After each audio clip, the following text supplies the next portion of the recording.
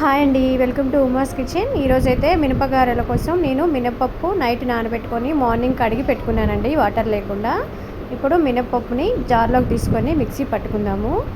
కొంచెం కొంచెంగా వాటర్ పోసుకొని పట్టుకోవచ్చండి.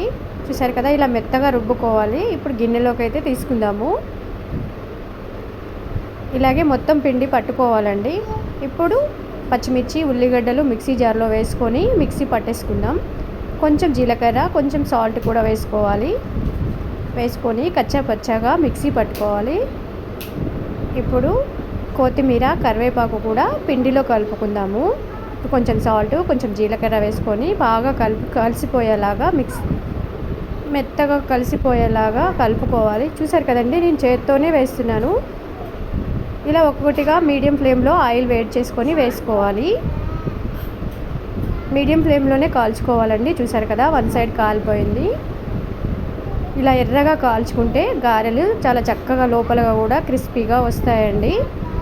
సో చూసారు కదా, గారెలు అయితే ఎంత చక్కగా వచ్చాయో చూద్దామండి ఎలా కాలాయో. చూసారు కదండి, లోపల పిండి కూడా కాలిపోయింది. ఇలా చేసుకోవాలండి.